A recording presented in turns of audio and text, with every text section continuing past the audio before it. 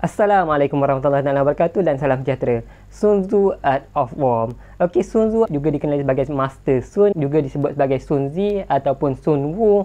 Dia dikatakan berasal daripada sebuah negeri bernama Qi dan kemudian dia melarikan diri ke sebuah kerajaan bernama Kingdom of Wu.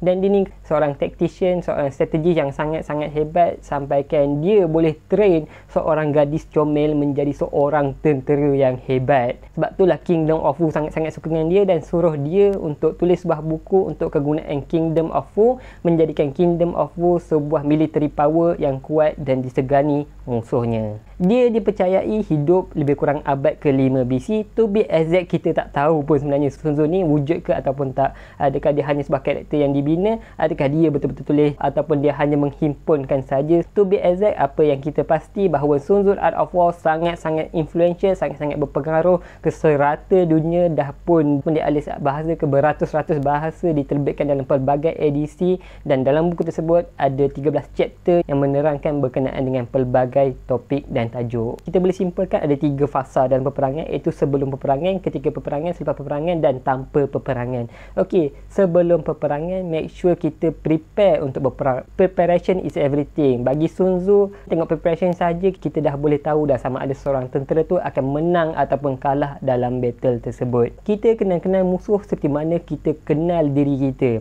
Self awareness tu penting. Bila kita nak kenal, kita kena kenal top to bottom, daripada atas, daripada ketua dia, daripada management dia kepada tentera bawahan dia. Kena kenal juga landscape peperangan tersebut, cuaca yang ada dan juga laluan sepanjang ekspedisi peperangan tersebut. Kita kena kenal musuh seperti mana kita kenal diri kita. Kalau kita tahu ego musuh kita ni kuat, biar kuatkan lagi dia punya ego, biar dia overconfidence. Dan kalau kita tahu musuh kita ni lemah, takut, kuatkan lagi ketakutan dia, biar dia berundur dan juga lari. Kita kena ambil tahu juga berkenaan dengan orang yang tak terlibat pun dalam peperangan tersebut, maknanya allies. Setertentu pihak, adakah dia akan menyokong pihak musuh ataupun dia akan menyokong pihak kita, dan ambil kesempatan dalam kesatuan tersebut. Sekiranya diorang bersatu, jangan lawan waktu diorang bersatu. Pecah belahkan diorang dulu, barulah lawan diorang satu persatu. Daripada kita kenal musuh, kenal diri kita, barulah kita boleh calculate probability untuk kita menang dalam peperangan tersebut. Sekaligus kita boleh buat decision sama ada nak teruskan peperangan ataupun tangguh ataupun lari. Dan kalau korang dah pun buat decision untuk berperang,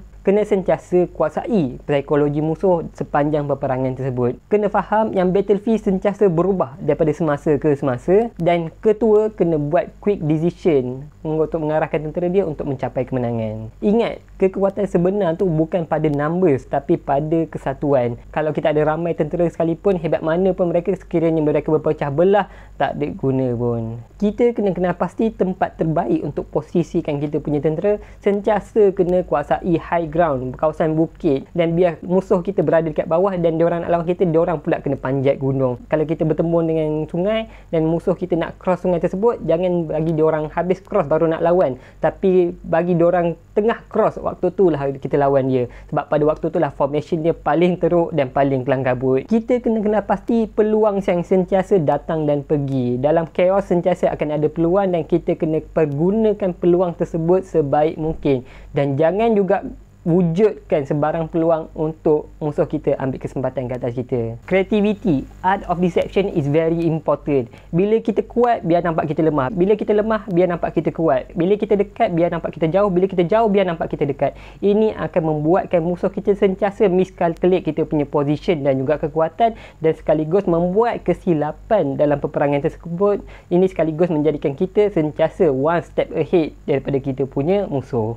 Timing is everything. Jangan serang waktu diorang dah kuat, dah ready nak berperang, dah pegang pedang dan sebagainya. Lawan waktu diorang lemah, waktu diorang tidur, waktu diorang tengah rehat, waktu diorang tengah set up camp, waktu diorang mula mendarat. Barulah kita boleh kuasai betul-betul battlefield. Dan kalau korang rasa nak kepung musuh, jangan kepung musuh sampai diorang desperate dan fight to the death. Sentiasa buka satu ruangan untuk diorang lari, sebab musuh yang fikir untuk lari takkan fight to the death dan diorang akhirnya boleh mati akibat keyakinan tersebut. Ingat, kebijaksanaan, wisdom is everything dalam peperangan. Okey, kalau korang dah pun menang, jangan bunuh semua tawanan perang, tapi rekrut pula diorang untuk join kita punya cause. Jangan hancurkan dan musnahkan kesemua alatan peperangan yang ada. Sebaliknya, gunakan peralatan tersebut untuk kegunaan dan kekuatan tentera kita sendiri. Buku ni juga menceritakan berkenaan dengan situasi yang sentiasa berlaku dalam peperangan dan cara berhadapan dengannya dan juga sebahagian penggunaan senjata. Seterusnya aku nak sentuh berkenaan dengan aspek tanpa perang, iaitu aspek falsafah yang sangat banyak diterangkan dalam buku ini. Kita kena faham yang lawan cara berhadapan, open confrontation ni sangat banyak keburukan dia, dan sentiasa kalau boleh elakkan perkara tersebut. Dan ingat, balance, keseimbangan tu penting, dan juga inner peace, ketenteraman dalaman kita. Sebab apa? Orang yang tak ada inner peace akan sentiasa bergaduh dengan semua orang. Konflik akan sentiasa berlaku, bukan antara kita dengan musuh saja. Konflik berlaku dalam keluarga kita, dalam kawan-kawan kita, dalam orang yang satu parti dengan kita, satu camp dengan kita. Cara pengurusan konflik tu, especially konflik dalaman, perang dengan diri kita sendiri, yang tu yang paling penting.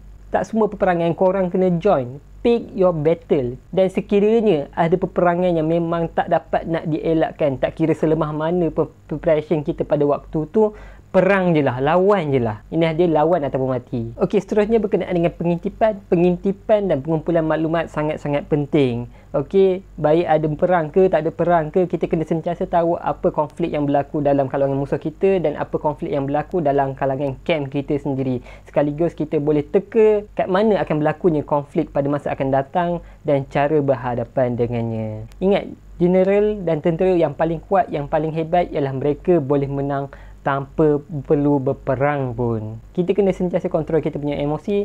Semarah mana pun kita, satu hari nanti kita akan sejuk juga. Sebenci mana pun kita, satu hari nanti kita boleh suka balik orang yang kita benci. Tetapi sekiranya kita biarkan kemarahan, kebencian tersebut membuatkan kita buat kesilapan dalam battlefield, kesilapan tu tak dapat lagi ditebus. Sebab kingdom yang berdiri akhirnya akan jatuh dan nyawa yang mati tak boleh lagi dihidupkan kembali. Okey, so itulah di compilation bagi buku Sun Tzu Art of War. Banyak gila isi yang ada dekat dalam ni. Tapi apa yang penting, buku tersebut menekankan bahawa brute force is not everything. Tapi wisdom, efficiency, management, yang itulah kebolehan yang boleh membuatkan kita mengatasi brute force yang ada. Dan buku ni memang dah banyak gila lah digunakan dalam peperangan realiti yang ada pada hari ini. Digunakan oleh tentera Mongol, even kitab ninja Ban Sen Chukai pun guna buku tersebut. Digunakan oleh Jepun dalam Perang Dunia Kedua, Perang Vietnam versus US military, dan even US military pun masukkan Sun Tzu Art of War dalam silibus ketenteraan diorang. Dan kalau korang bukanlah jenis seorang yang minat peperangan ni, buku ni sangat bagus sebab korang boleh guna buku ni sebut dalam bisnes, dalam sukan, dalam pertandingan, persaingan korang dengan kawan korang, persaingan korang dengan co-workers dan sebagainya. You name it, it's up to you lah. Buku ni sangat-sangat bagus dan korang sangat-sangat kena baca. Jadi sekadar itu saja. Assalamualaikum warahmatullahi wabarakatuh.